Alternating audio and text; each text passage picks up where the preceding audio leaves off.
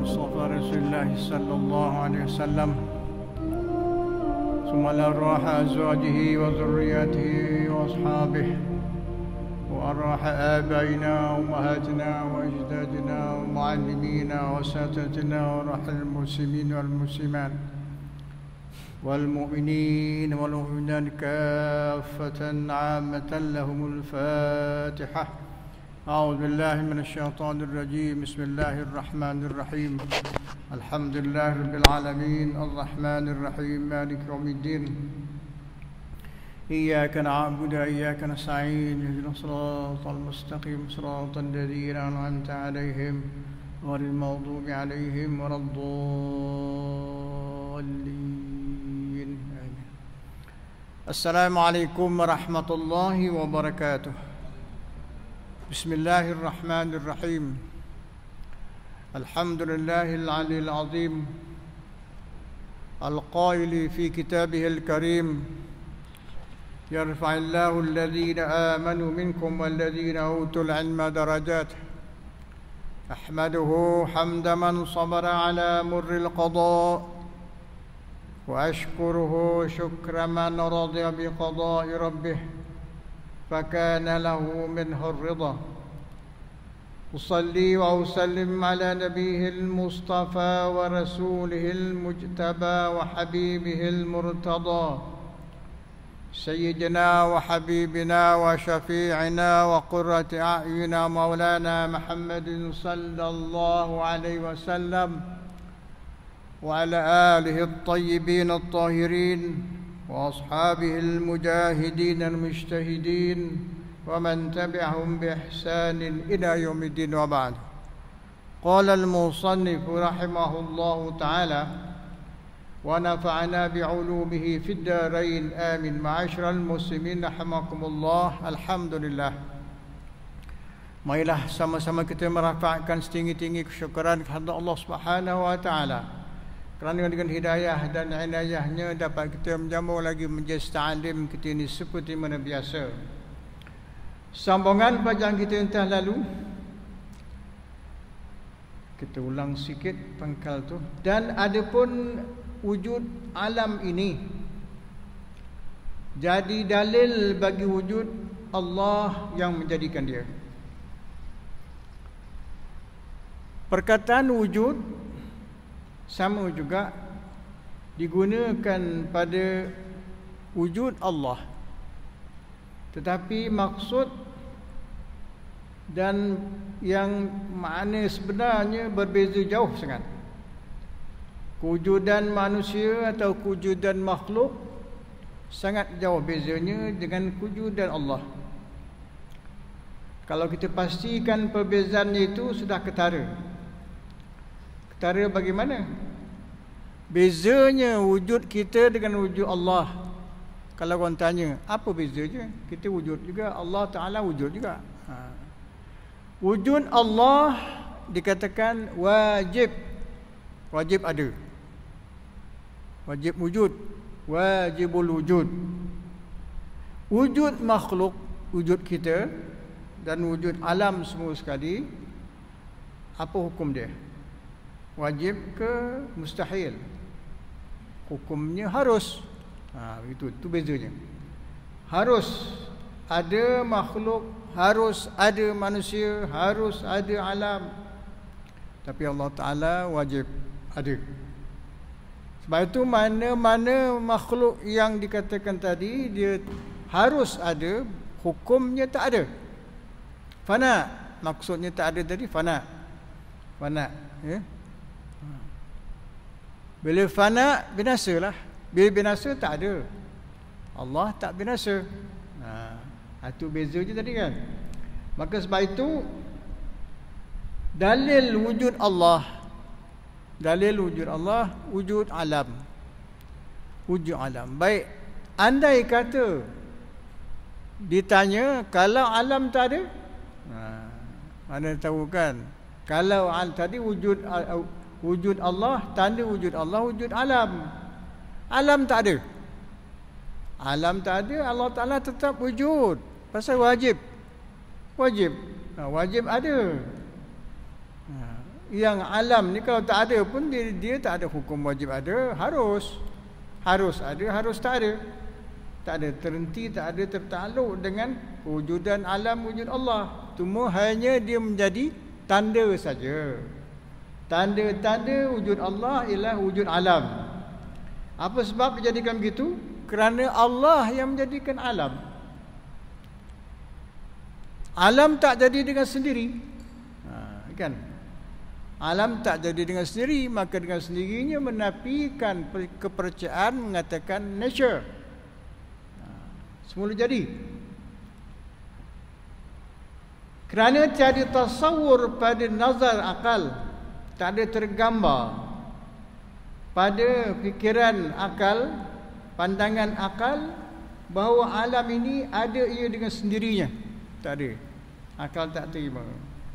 Apa juga alasan, apa juga cara-cara pendekatan yang nak dibawa, tak ada. Tak sampai ke tahap itu. Kita dengan sekeras-kerasnya menafikan kalau dikatakan alam jadi dengan sendirinya atau apa-apa juga. Sebab alam ni semua sekali makhluk.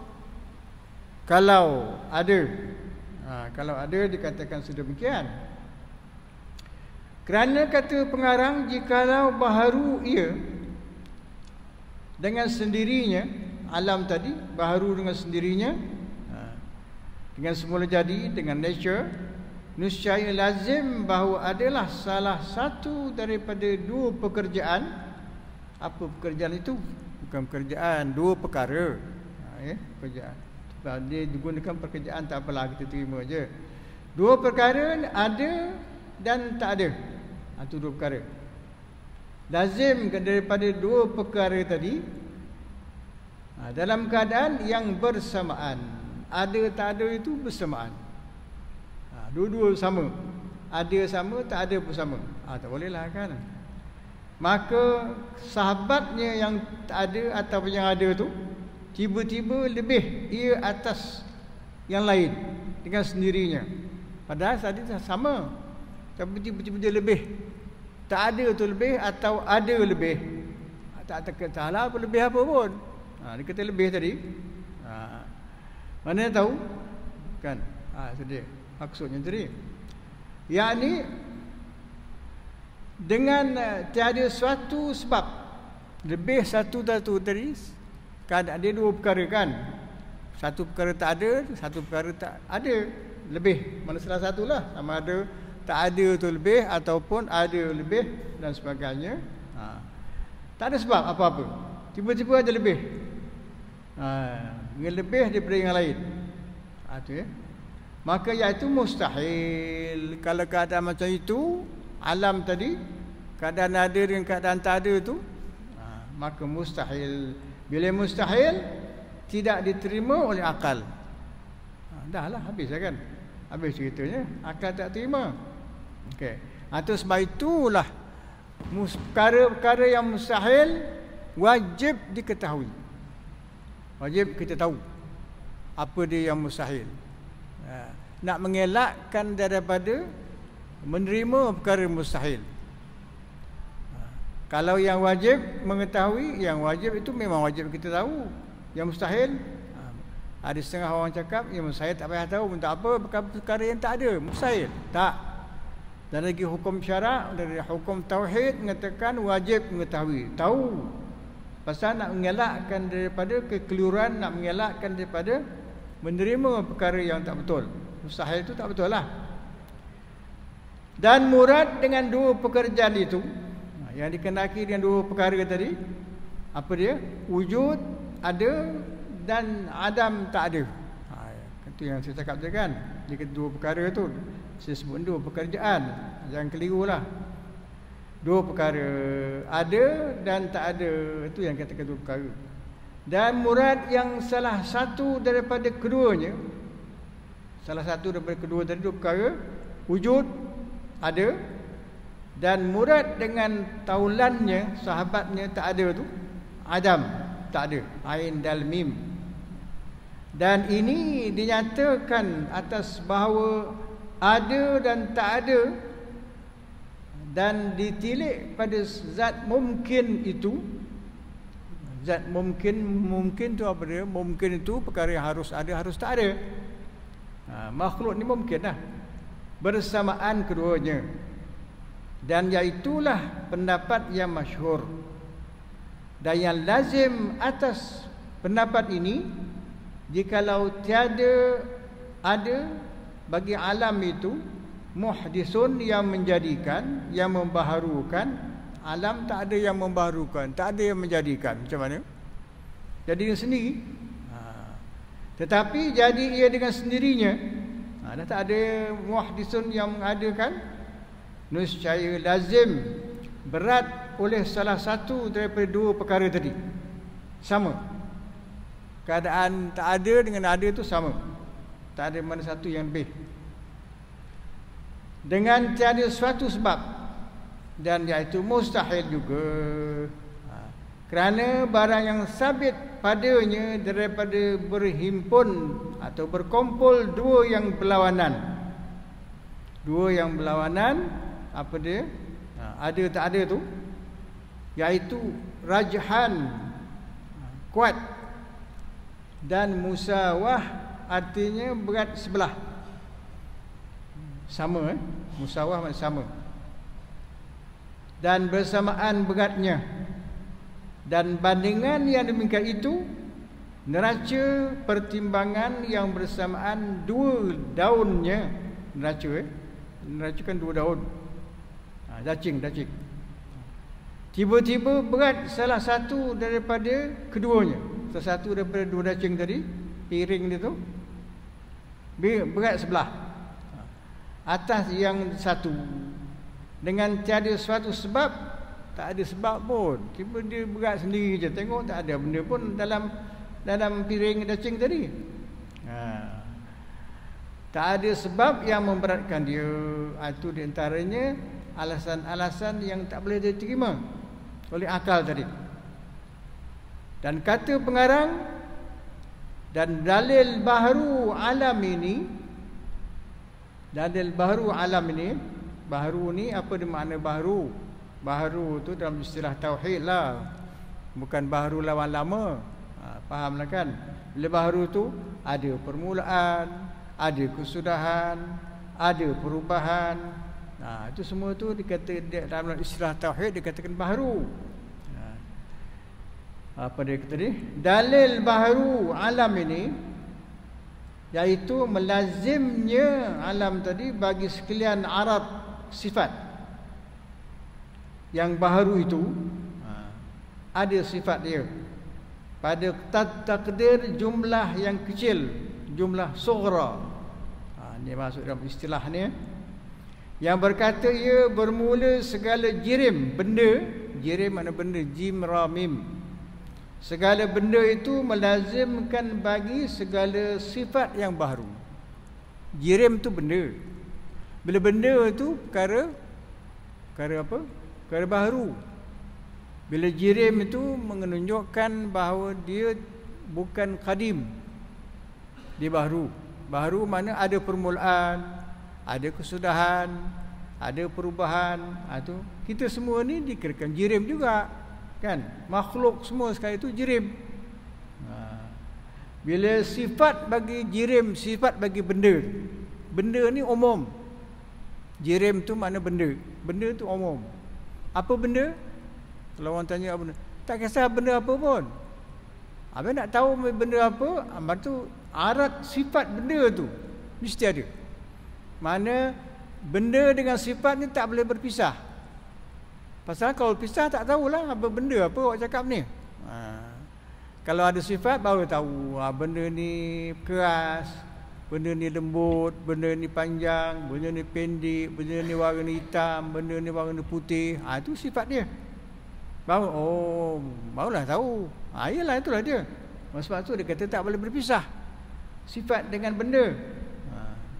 Jadi bila sifatnya baharu, maka benda dia pun baharu juga. Baharu mak tadi kan ada permulaan, ada kesudahan, ada perubahan dan sebagainya. Itu semua dia salah satulah. Permulaan, kesudahan, perubahan. Itu semua tanda-tanda bagi yang baharu. Okey. Dan katanya, kata musannif sekarang, dan yang melazimkan bagi yang baru itu, jirim tadi melazimkan arat. Arat itu baru, maka benda itu pun baru juga. Maka yang baru itu baru pula pada takdir jumlah kubra. Jumlah kubra, dia jumlah kata. Satu jumlah suara nama dia. Katakanlah alam itu berubah. Alam, tak kisahlah apa pun alam berubah. Berubah macam mana? Adakah ada yang ketika ni ini ada yang tak ada berubah sahaja. Jadi tiap-tiap yang berubah itu barulah kan. Maka alam itu baru. Itu maksudnya yang nak dikatakan jumlah suara, jumlah yang kecil, jumlah yang besar, kata-kata tu, rangkap kata. Umpamanya dikata al-alamu, alam, al-alamu mutaghayyirun, contoh jadi satu, al-alamu mutaghayyirun. Alamu dalam i'rab bahasa Arab, al-alamu itu mubtada. Dia ada mubtada kerana dia ada alif lam ma'rifah. Hukumnya dari segi i'rabnya mubtada, permulaan. Khabar mana? Tiap-tiap mubtada ada khabar. Tak boleh tak ada khabar. Tiap-tiap khabar ada mubtada, ada permulaan, baru sempurna. Jadi al-alamu mubtada, khabar dia mutaghayyirun. Mutaghayyirun khabar tak apa nakirah, tak mesti nak makrifah. Itu mubtada mesti makrifah. Makrifah dengan alif lam. Itu contoh dia, dikata jumlah kecil, jumlah sughra. Sughra maknanya kecil. Jumlah kubra yang kedua, dia tadi al-alamu mutaghayyirun, satu. Wa kullu mutaghayyirin hadisun. Itu yang kedua. Tiap-tiap yang berubah itu baru. Wa kullu mutaghayyirin, kullu mubtada, kullu mutaghayyirin hadisun, khabar dia. Tiap-tiap yang berubah baru. Cukuplah. Sempurna ayat tu. Jumlah yang pertama tadi, jumlah yang kedua, apa natijah dia? Lebih daripada dua-dua tadi. Dua-dua jumlah surah, jumlah kubra. Ayat yang pertama, ayat yang kedua. Semua dua-dua tu ayat yang sempurna dari segi Arabnya. Ada mubtada, ada khabar. Natijah daripada kedua-dua tadi, apa hasil dia? Hasil dia ialah fal-alamu hadisun. Gitu. Alam itu baru. Jadi bila sebut alam baru, sama ada permulaan, atau ada kesudahan, atau ada perubahan. Alam tak kisahlah walaupun dah ada ribuan tahun silam. Alam apa? Ciri-ciri alam dia apa? Matahari, bulan, bumi dan sebagainya itu ciri-ciri dia kan. Tetapi bagi fahaman falsafah Yunani, falsafah Yunan, bukan falsafah Islam. Falsafah Yunani dia mengatakan alam ini qadim, kata dia. Alam ini qadim. Kita mengatakan alam ini baru, tak qadim. Yang qadim hanya Allah sahaja. Jadi tak apalah, itu untuk maklumat saja. Kalau ada berjumpa ahli falsafah Yunan namanya. Jadi dia kata alam ini qadim. Itu dia macam salah. Cuma kita mengambil maklumat. Ada pendapat-pendapat golongan bijak ahli-ahli falsafah tu bukan orang bijak pandai. Kita tolaklah kan. Kita boleh mengatakan itu bukan Islam. Bukan Islam, kasar dia lah kan. Apa nak kita bertengkar pasal dia. Kemudian maka jadilah tertib dalil tu. Dalil tadi dalil wujud Allah. Kan kita masalah dalil ni. Dalil wujud Allah. Tertib susunan dalil seperti katanya bermula segala jirim, segala benda melazim bagi segala arat yang baru. Melazim lazim. Tak dapat tidak. Bila sebut jirim, lazim ada sifat. Arat dan sifat kan? Pasal yang awal saya cakap tadi, kalau tak ada sifat tak tahu jirim, benda tu apa dia. Umum. Susah nak fahamkan. Sifat tu memastikan benda tu ni dia keras, lembut, pendek, panjang, ada warna putih, itu dia punya sifat dia. Jadi melazim bagi segala arat yang baru. Tak apa tidak, tak apa elak. Jirim mesti melazim tadi mesti berkehendak kepada sifat. Sebab tu saya kata awal tadi, sifat dengan jirim tak boleh berpisah. Sifat dengan jirim tak boleh berpisah. Ada benda, ada sifat. Ada sifat, ada benda. Kedua tu sama. Okey. Dan tiap-tiap barang perkara yang melazimkan bagi yang baru itu, jawabnya baharu pula.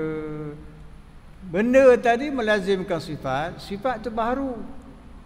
Sifat baharu bila benda melazimkan sifat supaya orang tahu dia tu apa, maka benda tu pun baru juga.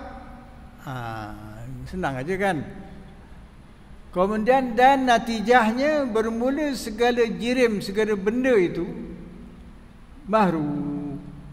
Semua benda pun baru, sifat dia pun baru. Tahu kan makna baru dalam tauhid kan? Ada permulaan atau ada kesudahan atau ada perubahan. Dan katanya kata tu pengarang daripada gerak dan diam. Gerak apa pun gerak lah. Gerak dan diam, dan lain daripada keduanya. Gerak dan diam, bergerak, benda tu bergerak atau tak bergerak, diamlah. Itu dia bagi contoh. Contoh apa? Contoh bagi sifat tu. Bayan bagi segala arat yang baru. Bayan maknanya keterangan. Bayan Baya alif nun bayan, keterangan bagi segala sifat yang baru. Yang gerak tadi, gerak diam. Dan lain-lain lah. Bukan dua je. Dan senya menentukan ia akan gerak dan diam dengan menerangkan dengan kedua-duanya. Dua-dua tu gerak dan diam. Kerana bahawa melazim segala benda, segala jirim bagi keduanya, gerak dan diam itu daruriyatun, semestinya mudah mendapat bagi tiap-tiap yang mempunyai akal. Barulah senang akal nak faham, barulah clear semua sekali, dan hasil natijah-natijah daripada kedua-dua perkara tadi kan.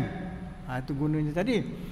Jadi ini semua kaedahnya ajaran tauhid ialah memberikan suatu gambaran cara berfikir. Gambaran cara berfikir. Ataupun dengan kata lain, ajaran tauhid mengajar kita berfikir. Akal. Sebab itulah kita pastikan pada awal lagi, peringkat awal ajaran tauhid, apa dibincangkan? Hukum akal. Hukum akal. Mana ada hukum syarak dulu? Semua ajaran tauhid, mana-mana buku kitab yang besar-besar, mana pun tuan-tuan belajar, siapa-siapa juga belajar, mesti hukum akal dulu. Hukum akal dulu dijelaskan. Bila hukum akal dijelaskan, ini menunjukkan ajaran tauhid banyak menggunakan akal. Banyak menggunakan akal. Tetapi walaupun begitu, dia permulaan. Hukum akal permulaan. Lepas itu hukum adat. Hukum adat sebagai satu penjelasan. Hukum syarak, ni pemutus ya, muktamad. Jadi hukum akal, hukum adat, hukum syarak. Tak boleh tinggalkan. Ambil hukum akal saja semata-mata. Tinggalkan hukum adat, tak boleh. Ambil hukum akal, hukum adat, tinggalkan syarak, tak boleh juga. Ambil hukum akal, hukum syarak, tinggal hukum adat, tak boleh juga. Hukum adat ni bukan adat istiadat, pepatih, bukan. Bukan adat temenggung, bukan.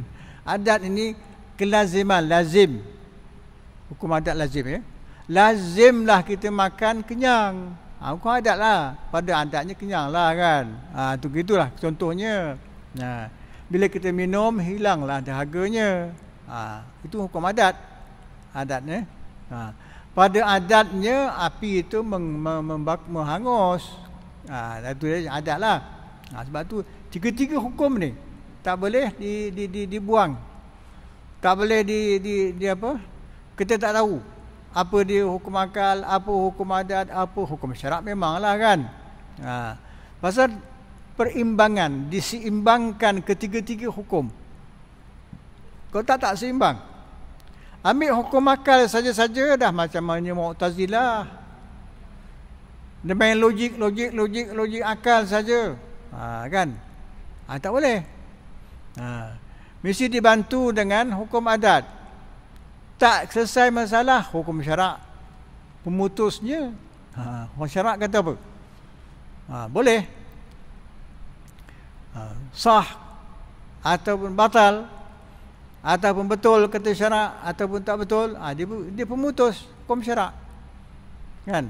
Syarak tak akan dapat disempurnakan kalau akal tak betul. Tak tinggal akal.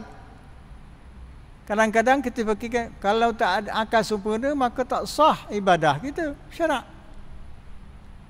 Sebab tu orang yang kurang akal, orang tak sempurna akal, tidak dikatakan dia mukallaf.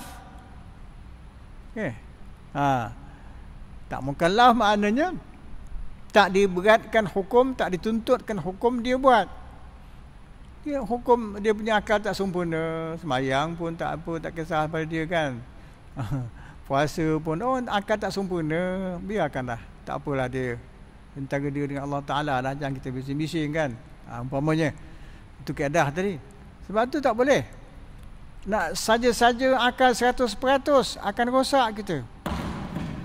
Rosak kita tadi, rosak kita ni bukan rosak apa. Akal jadi rosak, akidah akan rosak. Kan? Jadi rosak akal, rosak akidah, rosak ibadah. Tu dia. Dia kait, ada kait tu tiga-tiga tu. Rosak. Allahu Akbar. Habislah. Apa nak jadi kita ya? Akidah dah rosak, ibadah pun dah rosak, akal pun dah rosak. Akal yang rosak akal tadi, taklah rosak akal macam mana kita katakan dia ni dah menjadi gila, tak. Rosak dia memikir, contoh ya. Akal yang rosak, kata minta maaf lah, contoh dia. Akal yang memikirkan perkara-perkara yang mungkar. Mikir perkara yang dilarang oleh Allah. Itu rosak, akal tu rosak. Walaupun dia cerdik macam mana pun. Macam mana nak menipu? Akal. Apa cara nak, kan sekarang kan banyak orang menipu. Macam-macam ditipunya. Sampai kalau duit ditipunya, kewangan ditipu sampai berjuta-juta. Allah, na'udzubillah, takut dengar tipu. Dia kata duit haram macam mana? Orang tanya saya, duit haram macam mana, beb? Wallahualam, saya tak tahu. Apa duit haram macam mana? Dia bukan makna haram judi. Judi itu memanglah. Tapi duit haram kata dia. Dah kena tahan kerana menggunakan duit haram macam mana, wallahu alam. Kan banyak berlaku gitu. Itu memikirkan macam mana nak menipu, macam mana nak merosakkan, macam mana nak orang kata nyanyikan orang, macam mana nak zalimkan orang, macam mana. Itu semua akal tu. Jadi memikir ke situ tu berdosa. Memikirkan nak menjatuhkan seseorang. Katakan sekarang ni suasana keadaan nak menjatuhkan seseorang itu. Jadi kenapa begitu? Apa sebab? Jadi kita tak boleh campur hal macam itu. Jangan bersyubhat. Kita tahu dia tu si A tu memang dia nak berikhtiar, berusaha nak menjatuh, nak merosakkan. Umpamanya lah, dia nak merosakkan apa, tak kisahlah. Merosakkan diri seseorang, merosakkan harta benda seseorang, merosakkan kerjaya seseorang, merosakkan peribadi, macam-macam merosak. Itu. Jangan kita bersyubhat, jangan kita campur. Hal-hal jangan kata campur tak boleh, sokong lagi tak boleh. Itu kena fikir bersama. Itu fikiran tu. Jadi orang yang memikir ke arah itu, fikiran dia rosak. Walaupun dia bukan dia gila, bukan dia tak siuman. Tapi dari segi tauhid tadi, akal itu rosak. Mikirkan perkara yang dilarang. Soal dosa tu lain cerita. Dosa tu lainlah dengan Allah Ta'ala. Jadi akal kita ni hendaklah berfikir fikiran yang baik-baik. Kan? Bila fikir yang baik-baik itu, fikiran yang bagus-bagus, perkara yang bagus tu kita dapat, perkara pahala pun kita dapat. Kan? Fikir yang baik, pahala pun dapat, natijah ataupun hasil pun kita dapat. Memikirkan macam mana, katakanlah macam mana kita nak mengimarahkan masjid ini. Tak apa, baguslah. Masjid baru cantik, besar. Apa cara kita nak mengimarahkan dia? Dari sudut apa? Kita fikirlah, bantu sama. Bagian ni nak memikirkan macam mana nak melengkapkan keadaan bangunan masjid ini. Dan apa dia? Tak apalah, baguslah tu. Jangan memikirkan macam mana nak meruntuhkan masjid pula. Macam mana nak menyusahkan orang datang sembahyang. Tak boleh. Tak boleh gitu. Kita nak memudahkan, menyenangkan orang datang, menggalakkan orang datang. Kalaulah manalah tahu kan, bolehlah kita nak kata orang datang ramai ke masjid ni, buat jamuan. Beri makan. Gitu ke? Iyalah. Tiap ada majlis kat masjid, ada kuliah ilmu masjid, ada makan. InsyaAllah. Ramailah orang datang. Umpamanya lah kan, contoh. Tak apalah. Kita fikirlah. Itu bagus. Fikir sama ada kita sendiri nak mengeluarkan keuangan, nak menyediakan makanan, minuman dan sebagainya.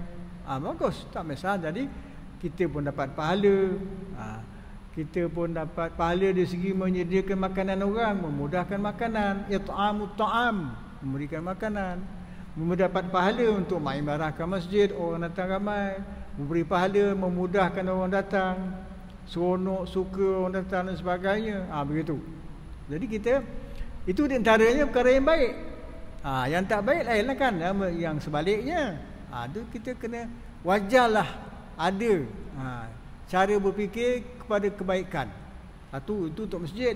Yang lain-lain begitu juga. Rumah tangga kita ke, anak-anak kita ke, jiran-jiran kita dan sebagainya. Kena sama juga keadaannya. Fikirkan macam mana nak memperbaiki, nak memudah. Katakanlah nak memudahkan anak-anak kita kat rumah semayang, berikan macam mana kemudahan dia. Galakkan dia semayang. Jangan tak semayang ya. Jemaah ke tak jemaah tu lain cerita. Contohnya lah. Dan kita harapkan bahawa menggalakkan anak-anak nak belajar, rajin belajar macam mana. Itu kan bagus. Jadi itulah contoh-contohnya tadi. Fikir tu, memikirkan hukum akal. Kita fikirkan ke arah itu. Jangan Jangan disusah-susahkan orang. Yang orang yang nak buat baik, jangan susahkan dia. Dorongkan, mudahkan dia nak buat baik. Galakkan dia buat baik dan sebagainya. Bantu cara-cara macam mana. Begini kan. Alhamdulillah, jangan biarkan dia seorang-seorang begitu. Kita tahu cara dia, tunjuk. Tak tahu tak apalah. Tahu begini buat macam ni. Orang telefon rumah saya, macam mana saya nak pasang tu tempat pemadam api kat masjid? Senang je. Awak pergi time sembahyang, ada pegawai kat masjid, Bilal ada, imam ada, jumpa dia macam mana. Meroja pun ada kan. Itu contoh lah. Dia pun datang ke masjid. Masjid tak tahu. Masjid tahu. Okeylah, pergilah. Bila time azan, atau nak azan pukul apa, kalau asar pukul 4, dia datang 3.30 dah ada. Jadi itu cara kita mendorongkan. Jangan cakap tak tahu. Saya tak tahu. Kalau tak tahu betul, sungguh tak tahu tak apa juga kan. Tapi dia tahu. Cuma dia tak nak mengambil tahu. Bukan kerja kawan. Bukan kerja dia, kata dia. Dan dia boleh bantu. Itu di antara contohnya tadilah. Kemudian dan kata Tok Pengarang, dan dia melazimkan bagi yang baru itu baru pula. Artinya kerana bahawa yang melazim akan sesuatu itu tiada sah. Mana yang lazim? Lazim biasa. Biasa begini macam ini. Biasa begini. Kalau tak boleh, tak jadi. Itu contohlah kan. Tak berjaya dan sebagainya. Itu makna lazim tadi. Kalau tak buat, tak kenalah. Katakanlah lazim kalau awak nak suruh orang bekerja kat masjid, berilah dia sikit allowance dia kan, upah, gajilah dia. Gitu cara dia. Yalah begitu. Itu contoh je lah. Siapa-siapa pun berilah. Takkan kosong je gitu kan. Contohlah. Jadi itu di antaranya lazim. Lazim. Tiada sah bahawa mendahulu ia akan sesuatu itu. Kerana jikalau mendahulu ia akan dia, niscaya ternapi berlazim-laziman. Kalau tak boleh buat begitu, maka terhentilah. Kebiasaan, kelaziman itu tak ada. Tak akan berlaku kalau tak buat begitu. Itu yang dikata ternapi tadi. Ternapilah lazim-laziman, dan iaitu menyalahi kehendak tujuan. Jadi ini semua saya cakap di awal tadi ya. Jadi kajian tauhid ni dia mengajar kita berfikir, mengajar kita membuat sesuatu rancangan, mengajar kita membuat satu panduan dan sebagainya. Dan kata Tok Pengarang ini, dan dalil baharu segala arat sifat tadi, sifat bagi benda, dipandang nyata berubah-ubah. Kan saya cakap awal-awal tadi, tandanya sama ada permulaan atau ada kesudahan. Mula bila dia bermula tak? Dulu tak ada, sekarang ada. Dia mula. Lama-lama masuk tak ada. Itu ada kesudahan. Atau ubah tempat. Malam ini kat Masjid Wadi Hasan. Lepas isyak kan kat mana? Kat rumah. Itu contoh berubahlah kan. Berubah tempat, berubah masa, berubah keadaan. Asal berubah tak kisahlah, umum. Bermula takrir bahawa dalil itu, dikatanya bermula dalil baharu segala arat. Dalil baharu arat sifat tadi tu dipandang akan dia berubah-ubah. Betul lah tu. Daripada ada kepada tak ada, berubahlah. Daripada wujud kepada adam. Daripada ada kepada Masjid Wadi Hasan kepada tak ada. Lepas isyak kan tak adalah, balik. Dan sebaliknya. Dan tiap-tiap barang yang ada ia seperti yang demikian itu, ubah-ubah tadi, maka iaitu baharu. Dan natijahnya, kesimpulannya, segala sifat itu baharu. Sampailah matlamatnya. Jadi benda pun baharu, sifatnya pun baharu, alamnya pun baharu. Itu jangan silap nanti. Beliau orang sebut baharu-baharu, tu dia. Alam baharu, jirim benda pun baharu, sifat dia pun baharu, ya. Jadi bila alam tu baharu, yang bukan alam tak baharu. Ada tak yang bukan alam? Cuba fikir apa benda yang bukan alam? Tak ada kan? Semua alam. Semua alam, ya. Alam. Bila sebut semua alam, cuma yang banyak-banyak tu ciri-ciri dia. Alam apa? Alam insan, alam manusia, alam jin, alam haiwan, alam tu ciri-ciri dia. Alam, ya. Tapi semua alam. Al-alamu huwa ma siwa Allah. Alam itu lain daripada Allah Taala, tu alam. Jadi yang bukan alam ini Allah sahaja. Allah bukan alam. Jadi dapatlah kita punya kesimpulannya. Allah bukan alam, ya. Jadi walaupun dikatakan Allah itu qadim, pun alam tak qadim, ya. Alam bukan qadim. Yang tak qadim ialah yang tak qadim alam. Bila tak qadim baru. Senang aja. Dia pusing-pusing ke situ juga. Sampai sini tuan-tuan, ya. InsyaAllah kita akan sambung lagi pada minggu yang lain. Minggu ketiga biasanya tak ada kelas kerana ada sembahyang hajat. Biasalah. Itu pulanglah. Maknanya memang minggu ketiga tak ada. Lepas itu esok barulah kita sambung lagi. Sampai sini tuan-tuan, insyaAllah kita sambung lagi. InsyaAllah mudah-mudahan Allah Ta'ala beri hidayah kepada kita semua, dapat kita mengerjakan apa yang Allah suruh, dapat pula kita meninggalkan apa yang Allah larang. Sama-sama kita bermohon, mudah-mudahan Allah Ta'ala kabulkan permohonan kita insya-Allah. Bismillahirrahmanirrahim. Alhamdulillahirabbil alamin. Wal aqibatu lil muttaqin wa la udwana illa 'alal zalimin. Allahumma salli ala sayyidina Muhammadin al-Fatih lima ughliqa wal khatim lima sabaq wa nasir al-haqq bil haqq wal hadi ila siratal mustaqim. وعلى آله وصحبه حق قدر مقدار عظيم. اللهم إنا نسألك الطيبات وفعل الخيرات وترك المنكرات ونسألك الحب الفقراء واليتامى والمساكين. اللهم إنا نسألك الثبات في الأمر وعزيمة في الرشد.